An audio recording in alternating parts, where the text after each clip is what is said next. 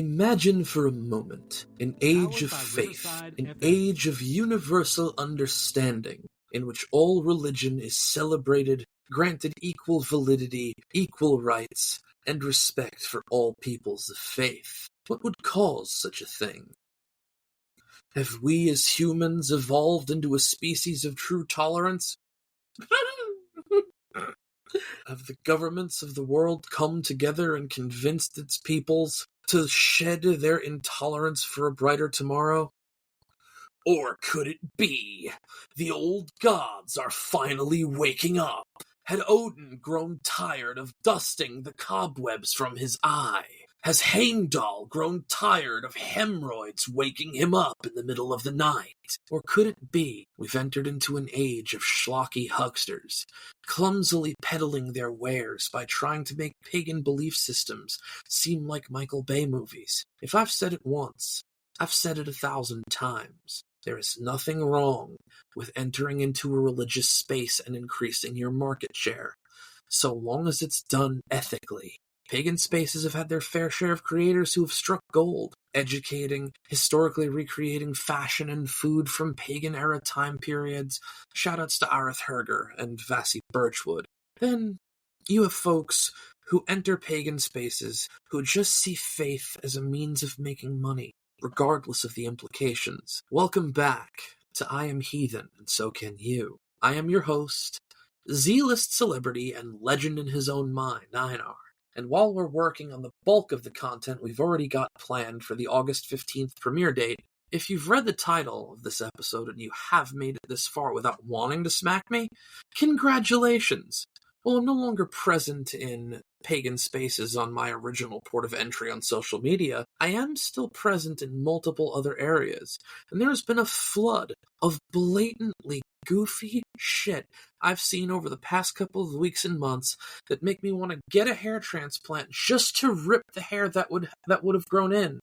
Let's face it, there is a reason why I continuously refer to Etsy as spiritual Walmart. One tagline, one set of buzzwords that have stuck out to me more than anything, and because of it, I've held the same bewildered facial expression since. The old gods are waking up.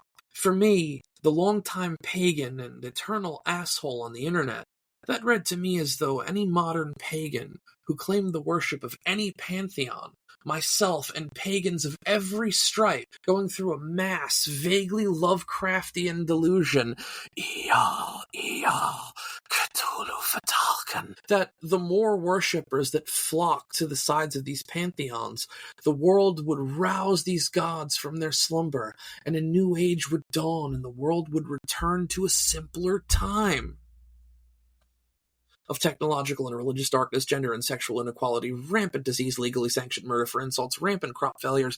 And did I mention the disease? You could die from wearing too much wool, for fuck's sake. And while I can rant for hours on end about the needless obsession with wanting to return to a simpler, let's face it, less comfortable time, our spiritual forebears saw the gods, goddesses, spirits, and ancestors as part of their everyday lives. The invisible hand that guided Midgard, if you want to get real deep about it. I've always found, especially since I've been more out loud and proud about my faith, that faith is a journey of exploration and growth. And while buzzwords and flashy titles will grab your attention, I don't think it's exactly the smartest thing to continue to rely on them long term, and continuing to lean on them to push you forward. Educators in pagan spaces who have achieved some degree of note are making money off of what they do. It's an undeniable fact of the pagan world as we know it. Now, does that make the Gothi of a kindred you're trying to join and learn from somehow less than say, Arith Herger? Fuck no, it doesn't. The folks who have gone pro, so to speak, have just simply reached a larger crowd. But these people, all save for a t-shirt or two, aren't out here hawking goofy bullshit promising to bring you closer to divinity or bring you some sweet Norse goddess booty right to your bed. We'll be right back, you beautiful heathens. And now, a quick word from one of our friends at the Blackthorn Podcast Network. Ladies and gentlemen, Do you crave journalism that is unbiased, unpretentious, and full of a level of mystical whimsy that hasn't been seen since the days of Merlin? Join pagan journalist, mystical sex symbol, and multi-dimensionally award-winning award owner Heathen Burgundy of the Pagan News Network as he examines all things pagan with a sense of journalistic integrity so strong it would make Edward R. Murrow seem like Karl Marx. Join this titan of testosterone, this madman of manliness on the Heathen Burgundy Hour, right here on the Blackthorn Podcast Network. Enter Etsy, a delightfully corporatized internet equivalent to a metaphysical superstore. Want some handmade tapestries? Want to buy a badass knife from a super competent blacksmith? Or do you just want to yes-end yourself into becoming an all-powerful magic wielder without doing a singular fucking iota of the work? Because not only can you purchase handmade jewelry and blades and even clothing, schlocky-ass spellcrafters are charging you an arm, a leg, and a mortgage refinancing to see all your magical needs come true. And these spells even exist in delicious Norse flavors. I imagine the smell coming off of these spells would be something to the equivalent of leaving an open can of surströmming in the middle of Death Valley. Just the smell of fermented and rotting fish growing stronger as more and more spellcasters promise to bring you closer to the gods. Ugh. So come along, children, and enter Uncle Einar's Cave of Magic, where for but a pittance of coin, I can bring you closer to where you wish to be. Do you like to read? Do you wish to learn the runes? For the low price of $55 plus shipping and handling, you too can master the runes and even earn Freya's love and devotion. Is that how it works? Who knows? It was on the internet, so it has to be true. Do you want to unleash your inner god of mischief and chaos? Do you want to win the cosplay contest at Comic-Con? Or do you want to live the life Tom Hiddleston has given himself? For $38.15, you can get a 24-hour pact with Loki and unleash your inner Norse god with this white magic binding spell, because that's definitely how that works. I mean, come on. Do you like birds?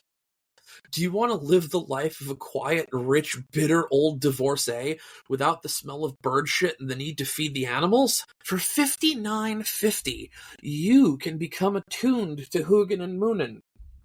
Whatever the fuck that means exactly. Did, you and Odin go to Vermont and get married? Did you both have a bitter divorce and you get the ravens on weekends? All jokes aside, the idea of the old gods waking up is fucking stupid.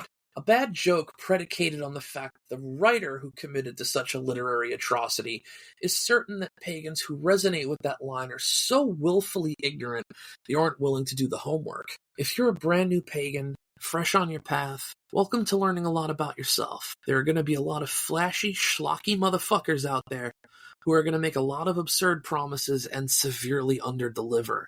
You're probably thinking, how do I pick somebody to learn from? And that one word, somebody, is exactly the problem. As a person and as a pagan, you never stop learning. You never stop growing.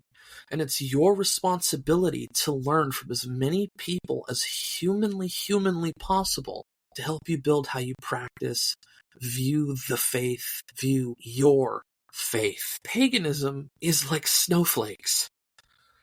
Oh, good God, that analogy sucked so bad, but it's true, you know? Everybody perceives faith different, and at the end of the day, no schlocky dude promising you deeper contact with the gods for the low price of cutting a blank check is ever going to do anything to make you better. This faith takes time, it takes patience, and a lot of reading, and no small amount of trial and error.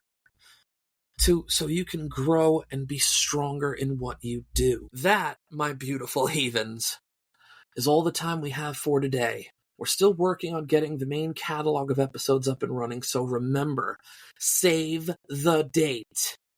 I Am Heathen, and So Can You, drops August 15th at 7 a.m. Eastern Standard Time. That's right, we're making pagan-themed drive time podcasting. If you'd like to connect with us on social media, you can find us on Instagram at IamHeathenPod, and we're working on expanding to other platforms as this show grows legs. I'm so glad you were here today for this little rant. I had a lot of fun recording. And today, ahead of episode 1, I'd like to start a small tradition. At the end of every one of these shows, I would like for you all to have a drink close at hand. Take that drink in your hand and raise it up. I'd like to propose a toast. Hail the gods, hail the ancestors, hail the spirits, hail the folk, and most importantly, hail yourselves. I Am Heathen and So Can You is a Blackthorn production.